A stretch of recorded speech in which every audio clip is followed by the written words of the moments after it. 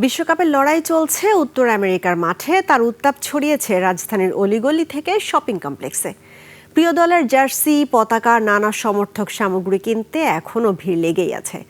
Argentina ব্রাজিলকে ঘিরে সমর্থকদের উন্মাদনা জমে উঠেছে মৌসুমী ব্যবসা। বিশ্বকাপকে ঘিরে রাজধানীর জার্সি, পতাকা বাজারের চিত্র নিয়ে বিস্তারিত জানাচ্ছেন SM মাইনুদ্দিন রিপন। বিনিয়োগ হোক বিশ্বস্ত, আমার পছন্দ সল্ট বে।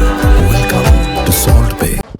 মাঠের খেলা চলছে হাজার মাইল দূরে। বিশ্বকাপের এই রঙে রঙিন রাজধানী ঢাকা। বিভিন্ন এলাকার ক্রীড়া সামগ্রীর দোকান আর ফুটপাত জুড়ে এখন বিশ্বকাপের আমেজ। বাচ্চার জন্য মেসির জার্সি নিলাম একটা আর কি, বাচ্চাদের পছন্দ এই জন্য আর কি। আমরা বাজিল করি, দাম যতটুকু হোক না কেন আমরা নিমুই।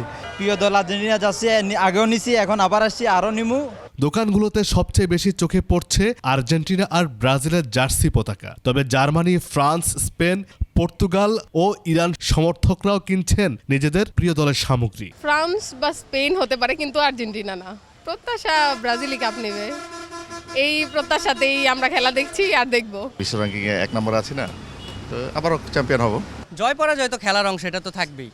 ব্রাজিল একটি ঐতিহাসিক দল, আমরা সেই ঐতিহাসিক দলের সমর্থক এবং আমাদের একটা খুব সুন্দর ইতিহাস আছে এবং সেই ইতিহাসকে আমরা সামনে আরও যেন এই গ্লোরিটাকে ধরে নিয়ে রাখা যায়। শুধু সমর্থকদের উচ্ছ্বাসই নয়, বিশ্বকাপকে ঘিরে প্রাণ ফিরেছে ব্যবসাতেও। দোকানিরা বলেন, খেলার শুরুর পর থেকেই প্রতিদিন বাড়ছে বিক্রি। সবচেয়ে যাচ্ছে বিক্রি হচ্ছে আর্জেন্টিনা, ব্রাজিল সবসময় প্রতি বছরে থাকে, কিন্তু তার সাথে সাথে পর্তুগাল, স্পেন, তারপর আপনার আছে জার্মানি, তারপর আস্তে আস্তে স্পেন। আর্জেন্টিনা ব্রাজিলের দুটো দলে বাংলাদেশে বেশি জার্সি বিক্রি হচ্ছে। মৌসুমী বিক্রেতারাও নেমেছেন বেচা বিক্রিতে। কেউ ফুটপাতে, কেউ ভ্যানে করে বিক্রি করছেন পতাকা, ব্যান্ড ও সমর্থকদের নানা উপকরণ। সীমিত লাভে আমরা সেল দিচ্ছি, সেহেতু আমাদের একটু সেল বেশি হচ্ছে।